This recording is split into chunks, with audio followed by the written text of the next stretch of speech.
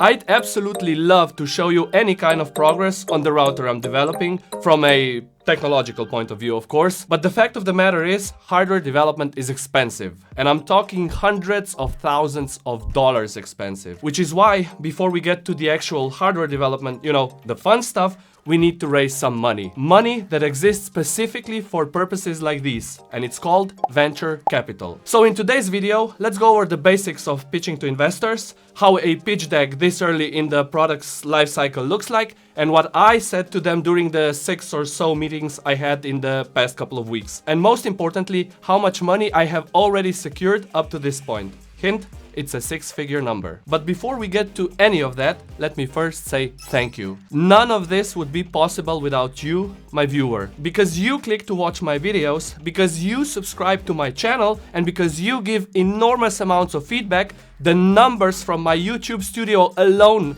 contributed to my case much more than you realize. So again, thank you. Hi! Let me first apologize for sounding a bit off. I've been having a mild fever for the past couple of days, but since I'm not good at staying in bed, I figured I might as well record this video. And I've put on a shirt of mine I really like, to lighten the mood. Leave a like if you think it's nice. When it comes to pitching to investors, you have to first embrace one word: no. Because you will hear it over and over and over again, regardless if you think your business idea is the best one since sliced bread. And regardless of how prepared you are to hear it, it always hurts. Both our ego and our feelings. However, that no pretty much always comes with two possible words following it. No because or no but. And what follows is some of the most valuable advice you can get at this point, so listen to it very carefully. Write it down if you have to. No, but I can make some introductions to other investors that I think will be a better fit. No, because we think you're not ready for this kind of investment yet.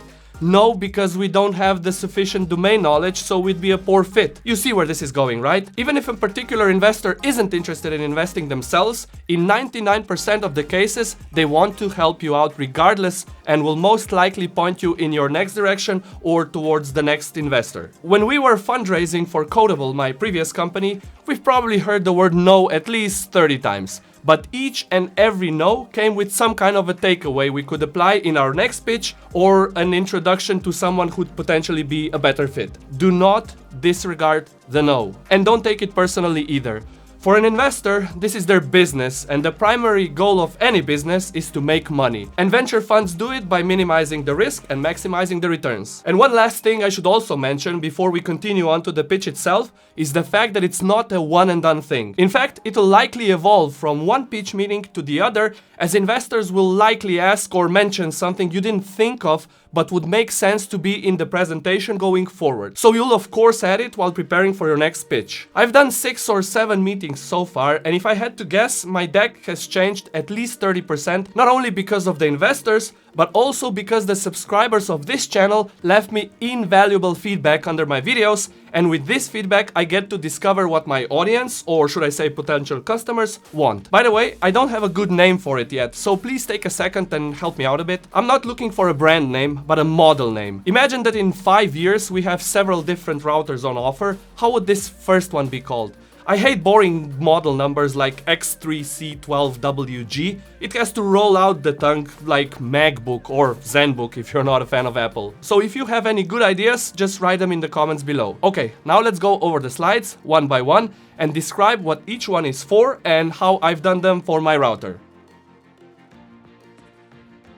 The first slide needs to address the problem, and I'd say is the foundation of the whole pitch. So what is my problem, or should I say what are my problems with today's routers that I wish to address? Well, if we put aside the fact that most home routers look like cheap plastic toys, then my other major gripe with them is the fact that you're locked into using whatever proprietary crap the manufacturers decide to ship them with. Luckily for us, power users, the open source community is huge, passionate and very active to port open source solutions such as OpenWRT to even the most locked down systems, and I absolutely love it. Additionally, they're not modular or upgradable and are often built using cheaper components, which gives them 5 or so years before they either die or become obsolete. And that is not a coincidence. The more times you buy a router from the same company, the higher your customer lifetime value is. Which brings me to the cloud. Why would anyone need a cloud account in order to use their home router is beyond me. It makes absolutely no sense. I mean, I guess it does, so that the companies can charge subscription fees, thus increasing the customer lifetime value even further. But that doesn't make it right. Having a router connected to the cloud at all times not only increases the attack vector, but is also an invasion on my privacy. And I like my privacy. And you should too.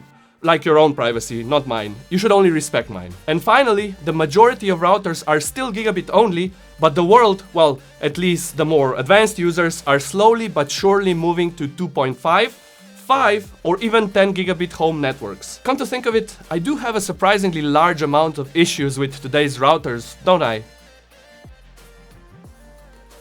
And this is when the next slide comes in, the solution, which is the product I'm building and addresses all the issues I outlined on the previous slide. My router will be built using best possible parts and materials and will be as modular as possible to make sure that features that evolve rapidly, such as Wi-Fi or maybe even Thread, will be upgradable without needing to replace the whole device. It'll be completely open, meaning you'll be able to use any operating system as long as it can be compiled for the ARM CPU we're planning to use. We likely won't be able to provide compiled code ourselves, at least not initially, due to the large scope of such a project, but we will do our best to share as much details with the community as possible to empower them to try it on their own. I also want a device with which the first instinct won't be to hide it, but rather to have it somewhere I can show it off. Yes, I'm nerdy like that. Much like audiophiles love to show off their amplifiers, speakers and headphones.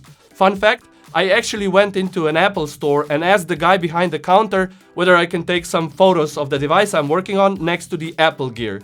And he was fine with it, so I also put this photo into my pitch deck. Looks right at home if you ask me.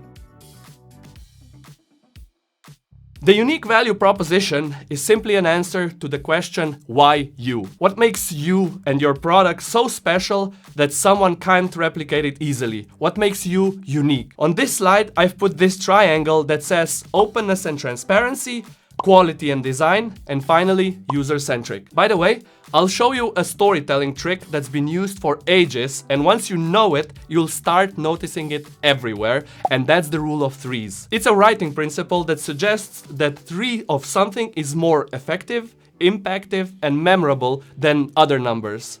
See what I did there? And since I'm trying to tell a story with my pitch, I use this rule whenever possible. Now let's go over each point, starting with openness and transparency. I don't think I need to explain this part in detail, because this video that you're watching is itself part of the effort to share as much knowledge as possible. And I won't stop here.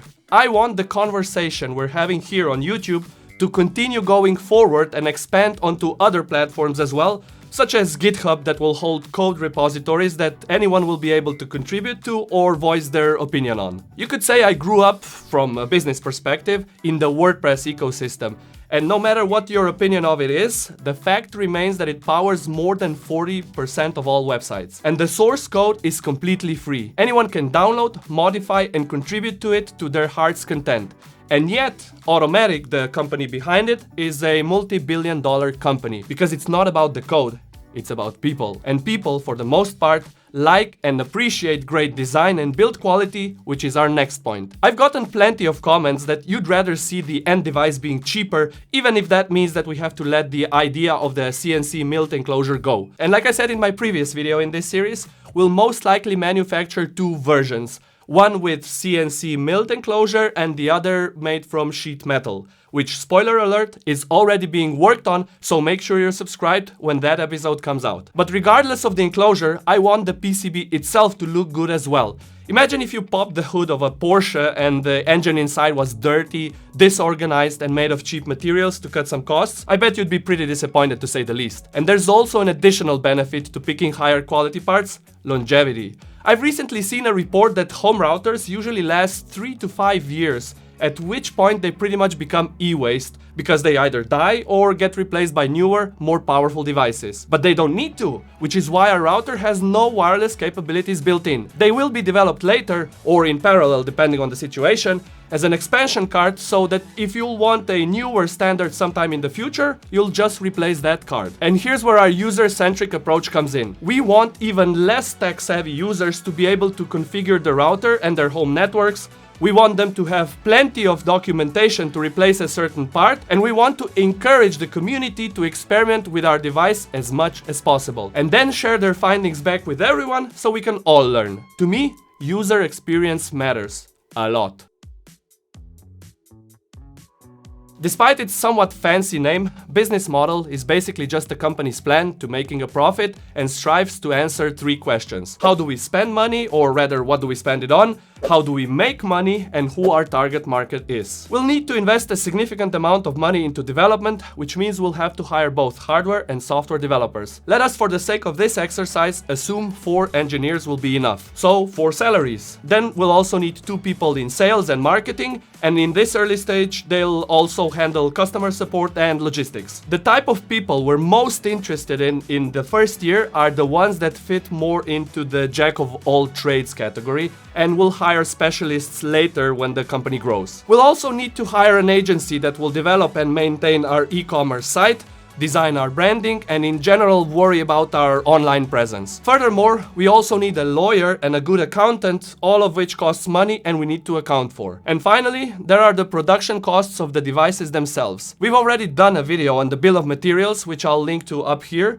In that video, we calculated the total cost of goods sold, or COGS, for one router between $250 and $300. With time and larger capacities, these numbers will of course go down, but we need to play it on the safer, maybe more pessimistic side and assume they won't. Here, I'll also address one particular kind of comment I constantly get when publishing videos about my router project. Why don't you look at this and this device? It's cheaper.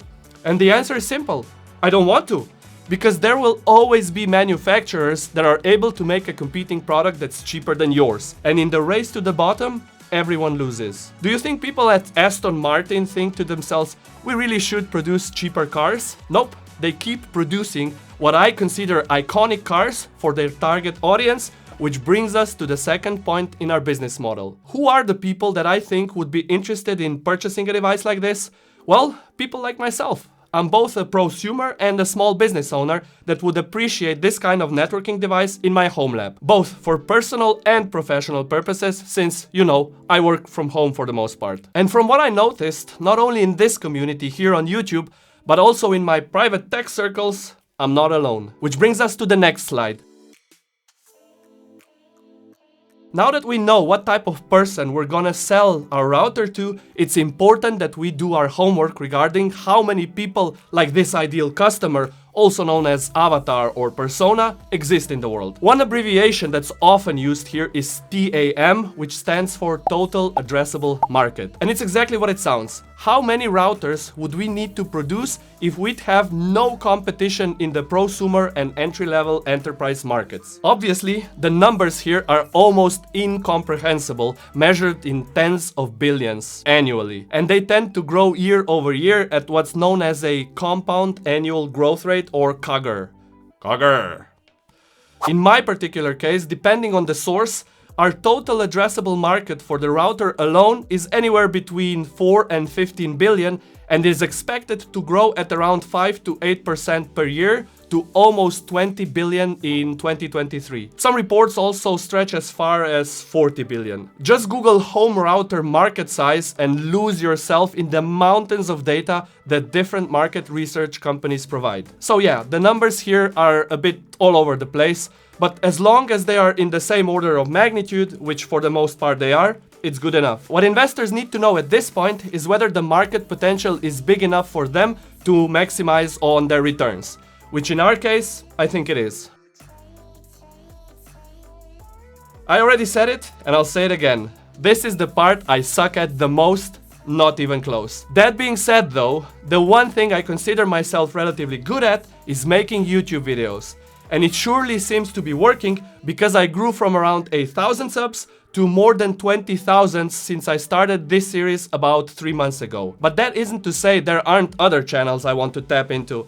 Obviously, the first one that comes to mind are influencers. Everyone hates the term, but the fact remains that influencer marketing works. Otherwise, there wouldn't be so many of them. So who are they in our niche? Well, if I look at my peers here on YouTube, there's quite a number of them, from Network Chuck to Techno Tim to Chris from Crosstalk Solutions and Tom from Lauren Systems. I've been subscribed to all of them for years and will send them free units when they're ready, regardless if they want them or not. But what about more traditional channels, you might ask? Well, I've thought about them too. We can sell routers through a highly SEO optimized e-commerce site, partnered with an electronics store chain, or in my wildest dreams, partner with a telco provider to sell it as their premium offer.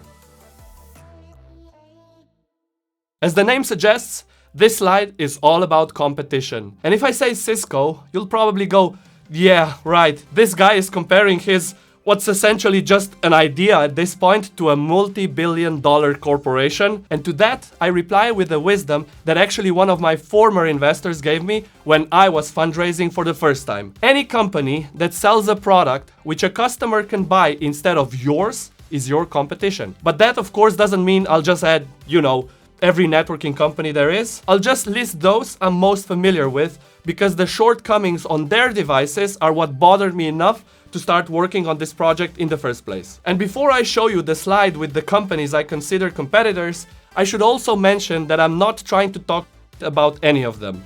In fact, I either own some of their devices or have owned them in the past. The purpose of this slide is to let investors know that I know the space we're developing our product in, and like we mentioned in the unique value proposition slide earlier, is unique enough that it has a reason to exist in the first place. Here, I listed 3 companies: Netgate, Ubiquiti, and MikroTik. Let's start with Ubiquiti. I absolutely love the design of their devices with those sleek silver lines on their rack mount units and those circular access points with the blue diffused ring. They just scream professional. And their UI is amazing too, but unfortunately, just from a visual standpoint, which is where the positives about their gear end and give way to the negatives. Absolutely no documentation, no support, and no logs. Something wrong or something you don't understand? Well, good luck finding a YouTuber that had a similar issue and has done a video in which he explains how to fix it, because Ubiquiti certainly won't bother to help you in any way, shape, or form. Then we have MikroTik, which I'd say is the polar opposite of Ubiquiti. There's plenty of documentation and their forums are thriving with people helping each other, including the company staff. But I don't particularly like the design of their devices, which I know is subjective, so let's address their router board operating system instead. The user experience is horrible, and if you're not a devoted fan of theirs, it leaves a lot to be desired. I consider myself, let's say, a power user when it comes to networking, and yet trying to configure a MikroTik device was met with tons of frustration. I know, some of you will probably go like, leave my MikroTik alone! And I promise you, I'm not trying to be rude, just describing how I feel about it. If you feel differently, that's okay, we can still be friends. And then we have Netgate. Their hardware is okay, and their devices are priced somewhere around where I want to price my router, but their advantage isn't in the hardware, it's the software, or more specifically, pfSense. While I much prefer OpenSense myself, there's no denying that pfSense is one of the most popular open source router/firewall operating systems on the market. One for which there's tons of documentation and YouTube videos to do pretty much anything. So what's wrong with them then? Let's just say that their business practices aren't the most open, transparent, or user-friendly, and leave it at that. If you want to learn more, just Google Netgate controversy and decide on your own. Now this is where things start to feel a bit more real. If up until this point we mostly talked about ideas, this is the point at which we need to attach numbers to them. Real numbers, followed by a euro sign. And in order for us to know these numbers, we first have to do some homework, also known as a financial plan. I've done mine, and I do plan to make a video about it, but quite honestly, the topic is a bit dry for a YouTube video. I'm not saying I won't do it, I'm just saying I'll leave it for a rainy day. For now, you'll just have to trust me when I say that the math shows that for this product to see the light of day, we'll need approximately 500,000 euros. The investment slide is one I didn't initially have in my deck, simply because I wanted to drop hints about what kind of money I'm looking for throughout the whole pitch and see what kind of reaction I get from the investors. In case I didn't get any, I'd simply ask them what kind of approach they thought was best for my product. I mean, they are investors after all, they've done things like this before, so surely they'd have some suggestions, correct?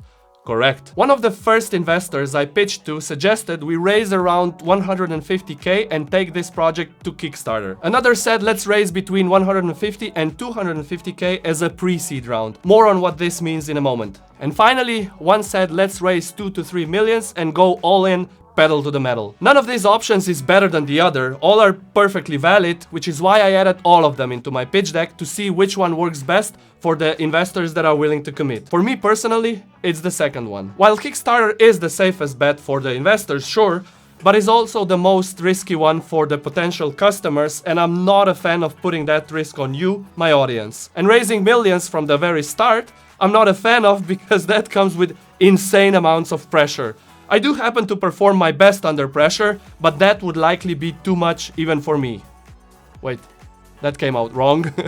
The option I decided to go with is the 200k pre-seed. This simply means we'll be spending the initial investment to hire a couple of people to help me out in areas I'm not good at, such as finances, operations, and likely marketing. Unfortunately, no engineers at this point, because we also need to have enough runway to raise the actual seed round, which will then be used to hire engineers and develop the product. But before we move on, we also have to talk about what investors get in return. Well, the only asset I can offer at this point are shares of the company.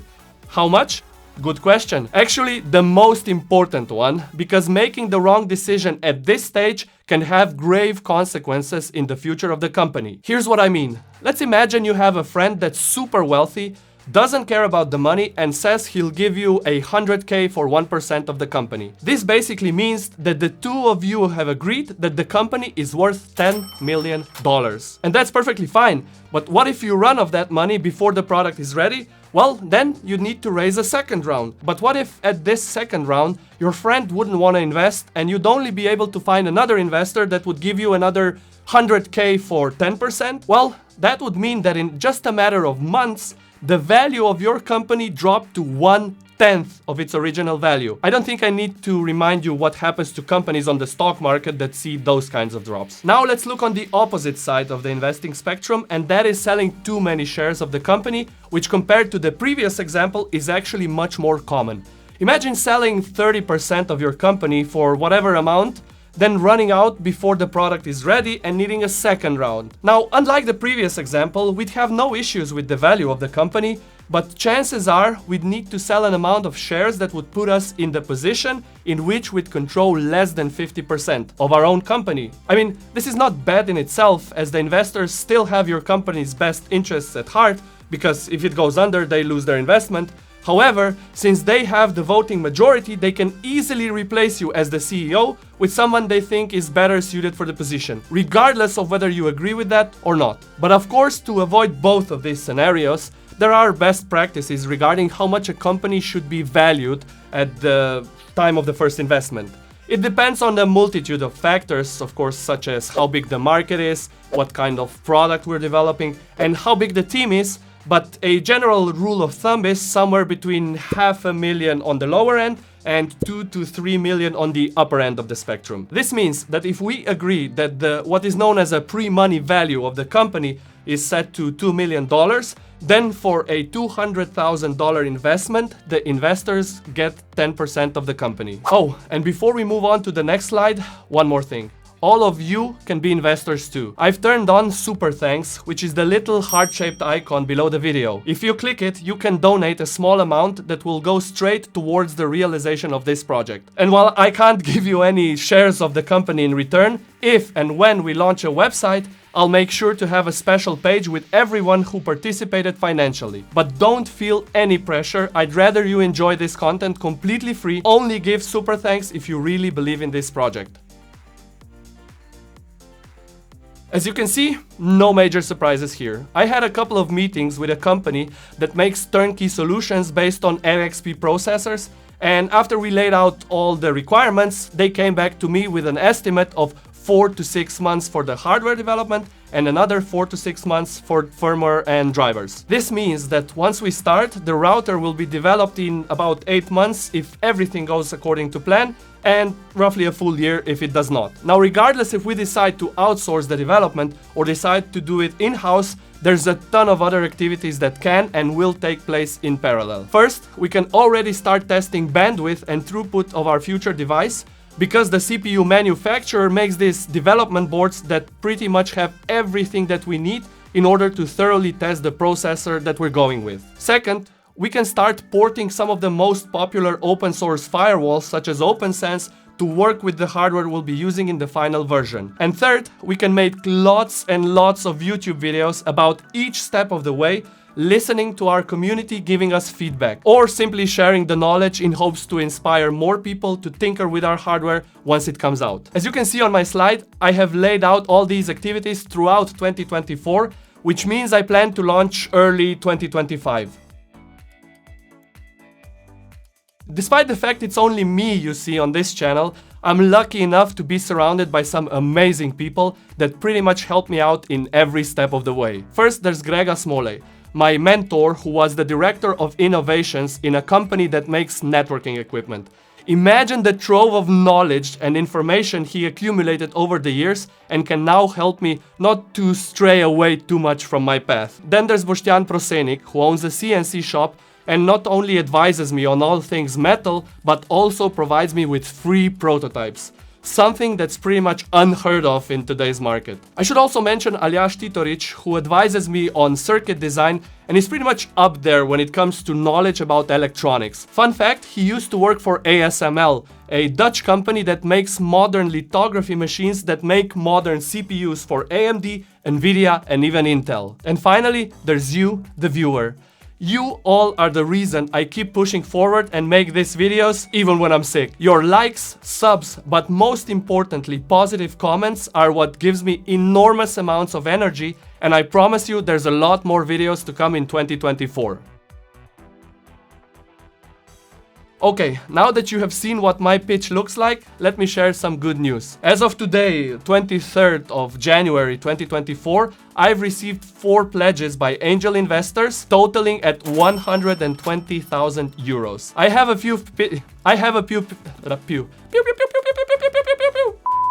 few pitches left, and I'm also waiting for a couple to get back to me, but I'm fairly confident we'll be able to meet the target of 200k and close the round in February. In case you didn't know, closing occurs when the actual money has been transferred from investors to the bank account of the company they're investing in. Once the round is closed, investors that were too late to respond, yes, that happens too, can't participate in the investment anymore. I mean, they can, and there are special procedures for that, but this video is quite long as it is, so we're going to leave it at that. But before we wrap this up, I also have to share this fun fact. One of the US-based angel investors that has already confirmed their investment found me by watching one of my videos, reached out to me via email, and after a couple of calls, he decided he wants to be a part of this story. Which just goes to show that YouTube is a perfectly valid platform to build a business with. That's it for today. If you enjoy content like this, please leave a comment. Even just your favorite emoji will do, you know, for engagement. Tomasz from Slovenia, signing out.